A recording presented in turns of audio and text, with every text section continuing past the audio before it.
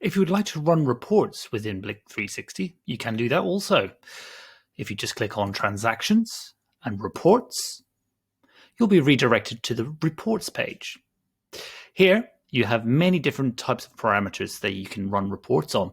For instance, card schemes, Visa, MasterCard, card types, debit, credit, the acquirer that processes your transactions, the currency, the transaction types, and the states. If you apply that filter, it will show you all transactions within those specific parameters.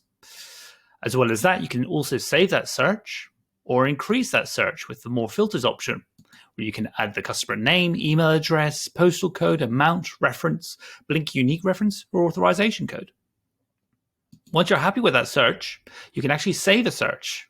For instance, if you have a monthly search, you can go to Save Searches, View.